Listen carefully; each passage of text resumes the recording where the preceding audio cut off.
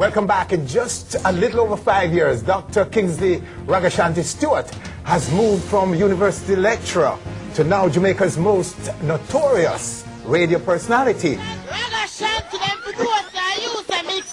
A turbulent journey that led to the Broadcasting Commission of Jamaica just this week ordering Ragashanti live off air. Ragashanti, our very special guest right now on stage. Raga, welcome, sir. Manners and respect, bless up. How you keep it? Well, I'm good, you know. I'm belly full right now, never hungry and thing, you see it. I'm always a belch off gas every day, I get up and thing, and nothing, you know, I'm not sick or anything, we're healthy and everything jiggy, you see. So you're not losing any sleep over this? Lose what kind of sleep? Yo, let me tell you something, man. You see, when the recession thing, they come in and everybody raise up excitement about recession. One other thing I found interesting is that it was a recession for ghetto people, you know, because it's a ghetto people life. A recession from birth. So, you know, we used to survival from a longer while and things. So, when crosses and tribulation come, we're prepared to deal with it. I remember, you know, we are the sons and daughters of the slaves who survived. In our blood, it's in our DNA to beat the system. When crosses and tribulation is always there. Yeah, man, we burn them out, cut them out, splash them up and beat things. All right, what's the status of the dispute at this time, right now? What's the status of the dispute? Well, I guess the status is the truth is finally being revealed about what exactly is happening and why the Broadcasting Commission did what they did. And what's that truth? Cliff Hughes and Favor, Cliff Hughes, the CEO of Nationwide, and Favor, the chairman of NNN, were called in by the Broadcasting Commission, Upton, Dunn, Cordial Green, and other members, and they were given a CD. I have a copy of the CD. You know. They were given a CD and said on this CD are 5 infractions, very serious infractions, that you're found guilty of. One we knew about, because we had called them and said, listen, an infraction happened. We called them and tell them, you know.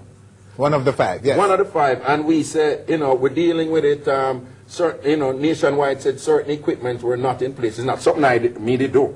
It's an equipment wasn't in place, and Nationwide informed them of that.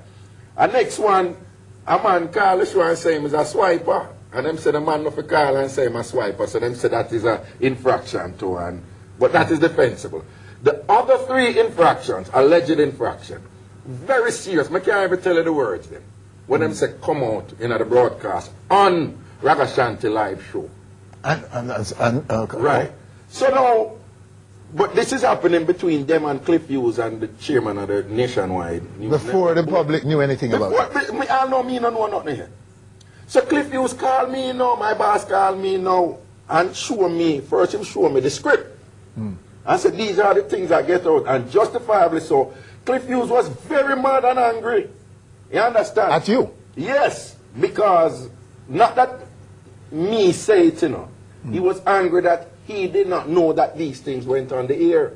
Okay, so up to that point, Cliff Hughes is up to understanding that he's following what the Broadcasting Commission told him. He believed them? He believed them, not only believed them, he had evidence given to him by the Broadcasting Commission.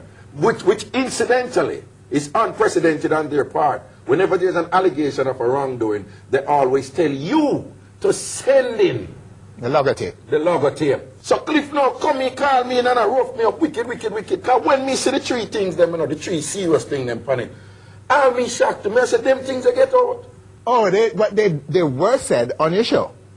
They were said on the show, but we used the delay mechanism and cut out the things them.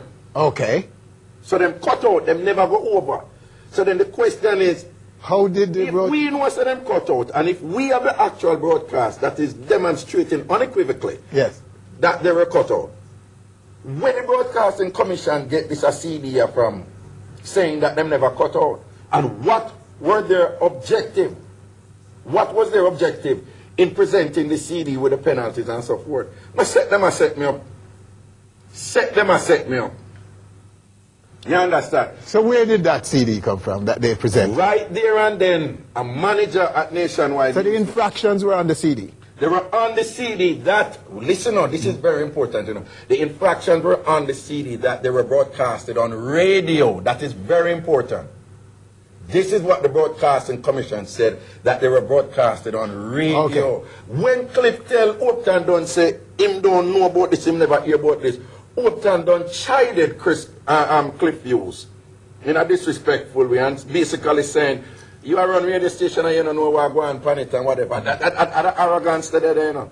When a manager from Nationwide News Network called them and asked them where exactly they got the information from, she was told it was from the internet. When she turned around and said that, Winfred me nearly dropped down. Come and say, somebody from the commission tell her said this was from the internet. She said, yeah.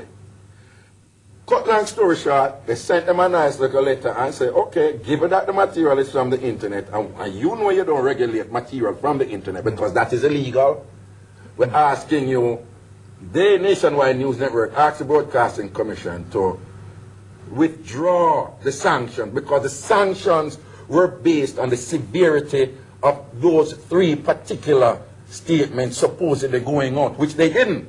So it's only reasonable that they politely ask for some, you know, to withdraw. Because nobody never did that cost them or anything. Them send back information to the people, they must go ahead and we must still go ahead with the penalties. Because them come up with some weird justification that even though it's up on the internet, them still have some rights, you know, to say that is wrong. So that is illegal. The statute, they do not have jurisdiction over the internet? No jurisdiction over the internet. Ronnie Thwaite in Parliament upbraided them on it because they had wanted to regulate material on the internet, and Ronnie Thwaite in Parliament dressed them up. And editorial in the Gleaner tell them to don't even try to play big brother with this. Which brings me back to my very first question then. Are you negotiating now with the Broadcasting Commission? Where's the case? No, after that, when them tell Cliff say he must still put multiple apologies in all 3 major newspapers, and them write a long self-incriminating apology that must be read 3 times a day, every day in my show. And Cliff said then I have to go to my lawyer. Cliff went to his lawyer, and his lawyer was confused and perplexed because the lawyer said, I don't understand. You're being punished for doing exactly what the Broadcasting Commission tell you that you must do.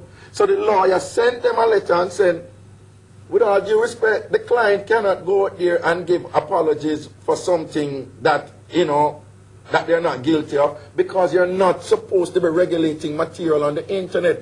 Who go tell Cliff we go do that? Who go tell Cliff lawyer we go do that? Them turn bad boy. Them wicked and KD night now. You understand? Them are real cool out then. I want to say wicked, you know what I mean? You know, when I say KD wicked, you know what I mean? And I saw them flip the script. So here the generalship, you know, this is very important. Listen now. You know what them do? They move that matter aside and quote Cardell Green, that matter is pending. Then them go to the actual radio broadcast now, you know, them make sure so them get radio broadcast. And them find any and everything. Pile up everything and say them have 18 serious breaches. And then raise one big excitement about it, send it to every journalist and say on that basis, pull Ragashanti show. So this are the distraction. But they say that the decision was based on public complaints over a period. Listen to me. How do you explain that? I'm saying that's a smoke screen. That essentially is a giveaway to you. Let me tell you why. Yeah. From me, the on radio, both the elitist people, I call them and I complain about me. And everybody know that. So the question is, why them choose to pull it now after this whole thing with the internet and them never pull it before? Most of the people complaining about me is nothing new. That I go on for years now, I'm on radio because I keep it real. I mean, say patois, I mean, say ghetto. What are the specific complaints this time? Because you say you're accustomed to getting that from the public. But what are the specific ones this time? Are they the same infractions that the commission is talking about? That is, you're right. You really attack like the commission right I know, because I flip the script. But let us go there. Yes. I am submitting to you that if a woman calls my show and said, Dr. Stewart, my husband engaged in a very serious episode of infidelity, and I find it excruciatingly painful that he committed that incorrigible act, and I would want something to be done to hold him accountable. They would have no problem with it. Mm-hmm. But my callers, my Jamaican people, they don't talk that way.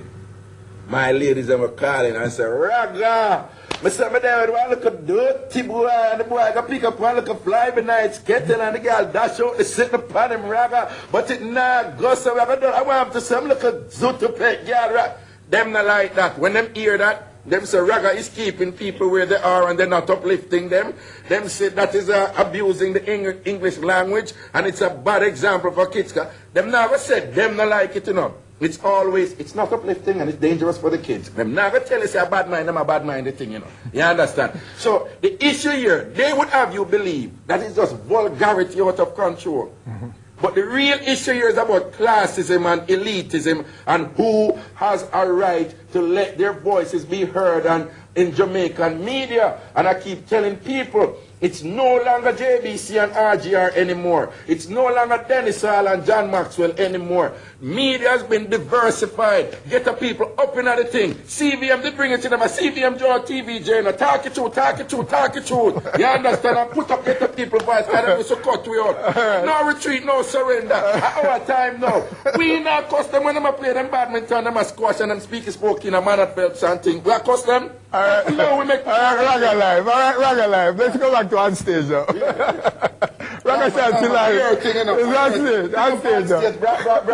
On stage also.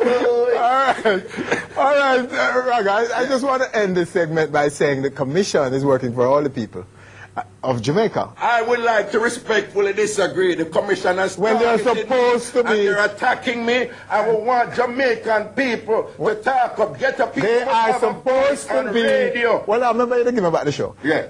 They are supposed to be working for all the people of Jamaica. Supposed to be. Okay, so if some people are finding your work to be offensive, they have to listen.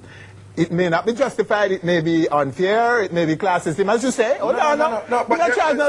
It may be classism, it may be all the things you've said, but they have to respond. Okay? That they should respond by yanking your program is another story. But what is your legal course of action that you're saying? You're dealing with it now? We just want people to know also that the statute does not allow... Listen to me, this is very important. If we allow this to happen, it's a regulatory body, yes, to remove an individual or an individual program off the air like that, you know the law is based on precedent, don't it? When lawyers argue, they say, yes, Your Honor, this can happen because Plessy versus Ferguson, so and so, whatever, right? If we allow this to take... The implications are huge, Raga. For all of us. Me hear people say your program sooner than... Me about to kill a come here and murder the English language. And people say your program not for them on TV because you have to kill and murder. Because nothing should be on TV that is murdering the English language. Which is arrogant and self-righteous, and they need to get over it. We cannot have the checks and balances already in place. Because the checks and balances are already in place. Where the Broadcasting Commission does not have that power. They have accorded themselves that power. When them have to pull out your cameraman, pull you because them don't like your clothes. That's what I'm saying. If somebody have a vendetta upon you, them can have 200 people call and make report to you. We don't know that, and I think our listeners... And then the commission can say, no, this dearth of complaints against Winfred and in brown shirt and thing. Zup, them take care. And then me would have to step up and defend, you know, come shake my tambourine and done them. And we know that, Raga. Believe it or not, we know that, and that's why you're here, to explain, because the implications... The outcome of this case is absolutely important to all media practitioners. So whether or not you like Ragashanti. Yes, whether or not we like you, it's going to be a precedent. Yeah. And we have to be clear that what is done, that justice is served. We take a break right here. When we come back, we hear more from Ragashanti, not necessarily on this issue. Let's talk about some other things, like what's next for Ragashanti now that he's off nationwide. See it!